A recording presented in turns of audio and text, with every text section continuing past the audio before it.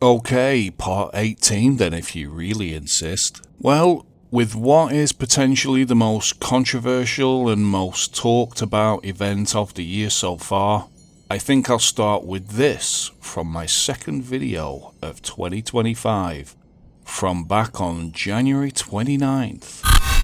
Is this year the turning point that really defines this decade? Is 2025 pivotal to the future? I didn't expect it to be so literal. It was 88 days from DT's date of birth and his military parade in 2025 until Kirk was unalived. What are we to make of that then? The main take on it at the moment seems to be that it was a certain state that pulled the trigger. This take was so widespread that even the PM of the state itself felt it necessary to deny the allegations. Now, this theory is obviously a possibility. The idea is that there was evidence that Kirk was supposedly starting to pipe up about that state and their actions in the Middle East, and actually feared reprisals for doing that. But if this is true, and this state were the perps, I'm pretty sure they are clever enough to know that they would be one of the first to be implicated. In just 5 days of CK's unaliving, there were reportedly 72,000 X posts containing that allegation. And what's really striking for me is that with all of that, and then so many European countries defying the wishes of that state, and committing themselves to recognizing a particular statehood, many countries voicing condemnation of that state's action in the Middle East at the UN, many members of the UN walking out of Benny Boy's speech this year. This all again resonates so very well with a passage in this book which sees the nations gathering against that state in the end times. We saw a similar story earlier this year, which warned that even MAGA itself was turning against them. A reported rising surge in this, and what with everything else resonating with this book over the last few years, can't help but think that someone or something wants somebody to believe that we are in or heading towards an end-time scenario. We also had Italy and Spain sending ships to help the aid flotilla in that region, which is being attacked by drones. Is all this shaping up to be a fulfillment of this prophecy? Time will tell. And going back to the UN this year and a post I made a couple of months ago when I highlighted an interesting astro config, the well-known kite configuration, I presented it in an inverted form in what I call the scales for the 23rd of September, with the sun at the 0 degree of Libra, complete with scales, coinciding with the autumnal equinox and a day with significant religious overtones, 1 Tishrei, also known as Rosh Hashanah, or the Feast of Trumpets. And with Libra being the sign of judgment, there was certainly a big judgment made that day when DT gave his speech there at the UN and said this: "Your countries are going to hell. Your countries are going to hell."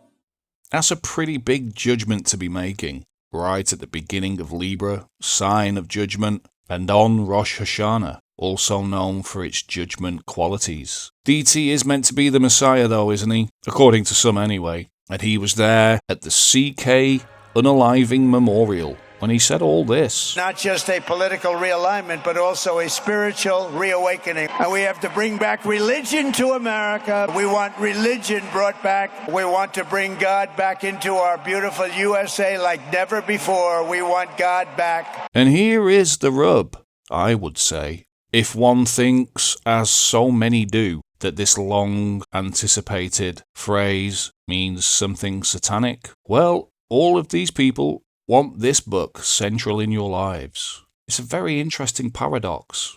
If, as so many have claimed and still do, that these people are all secretly worshipping the bad guy, then why are they pushing this so heavily? And if Satan really exists, doesn't he lose in the end? It says he does right here in the big book. Question is, I suppose, has Satan read the Bible? Should they really? There's useful info in there for him. And DT made this grand judgment on the 10-year anniversary of this event.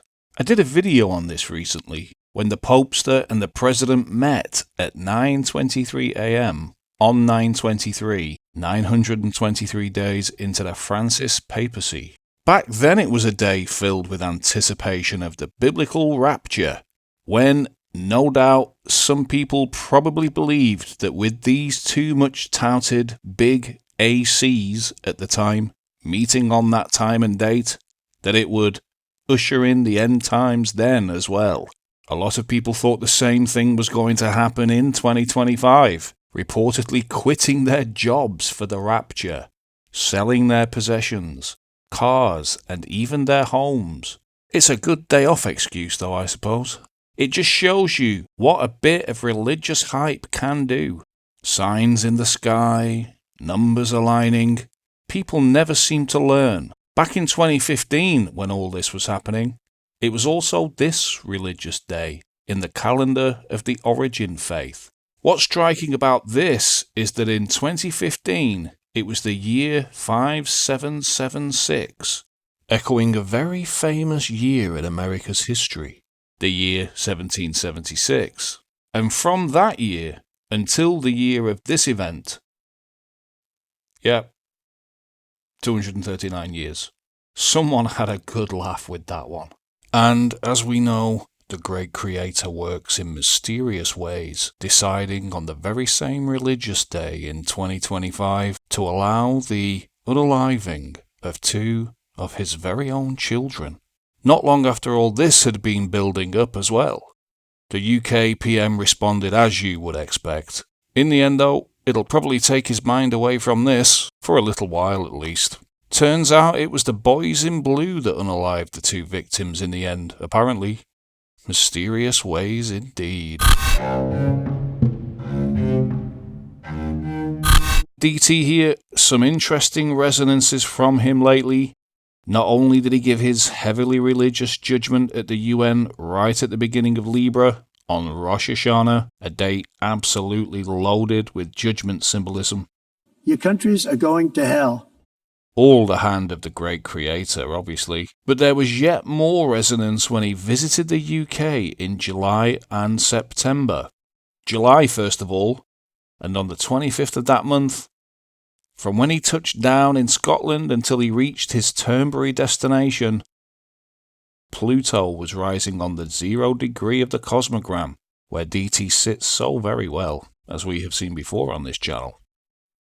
His first UK visit was during the Hebrew month of Av, which I made a post about. Some very interesting resonances there, which led me to make a rare outright prediction that if something happened with his mouth or teeth, controversy surrounding comments, and that certainly happened. We saw his comments being drowned out by bagpipes, and this actual article about his mouth and teeth. Weird.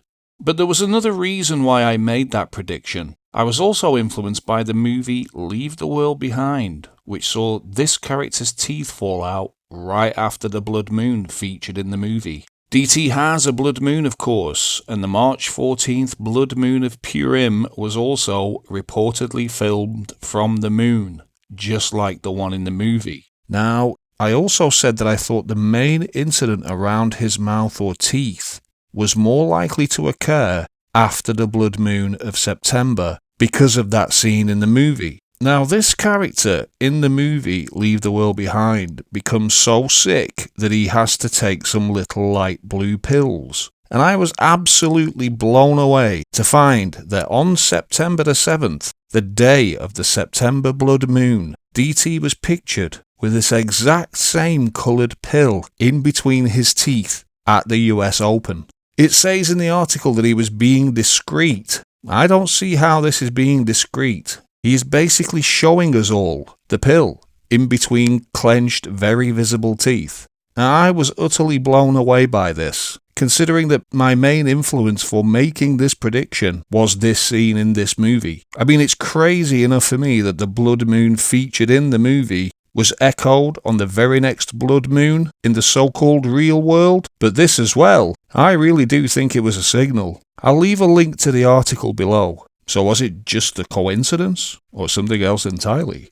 I'm pretty sure that this movie is, if not a great movie, important. to say the least. Executive produced by number 44, and we have seen a return of 44 to the political arena of late, all the way through this year, with his marriage supposedly on the rocks, then being scapegoated for the infamous files, piping up about a certain state and their actions in the Middle East.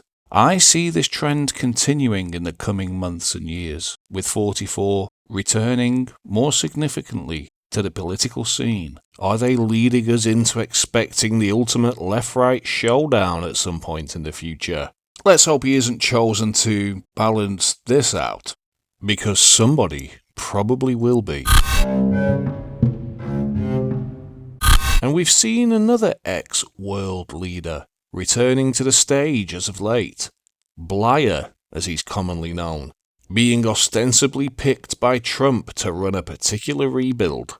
Interesting headline. There was me thinking DT was the scapegoat. Ownership position. This character was one of the first to tout digital ID back when he was PM himself, citing illegal immigration as one of the reasons it should be brought in. Same as this chap is now. It's not a shock in itself. Been talking about the cashless control grid for over 17 years, even just on this channel. What's shocking is that they chose Mr. Popular to do this. And it's these things that would lead us into global China, one way or another. But regarding digital ID, I really don't ultimately see any pushback if this does get rolled out. People rolled up their sleeves when they were told to in 2020-21, and if they're willing to do all this, they'll probably in the end do anything. When it really comes down to it, digital ID, if it is rolled out, I don't know what it means for this channel, or even the alternative media. The lesson that I'm taking from this is that it shows you how no amount of endless alternative media,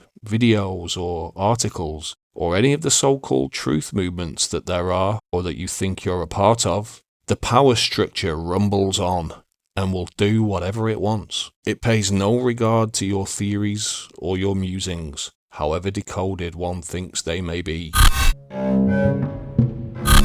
On this channel, for many years, I have repeatedly looked at world events and asked the old familiar questions. Coincidence? As above, so below? Or something else entirely? That something else entirely is entirely up to you to decide. And we've seen before what can happen with Uranus in Gemini, as has happened lately. The USA's Revolutionary War for Independence and the Civil War both occurred with Uranus in Gemini, and now we are hearing rumblings of the same as Uranus enters that sign.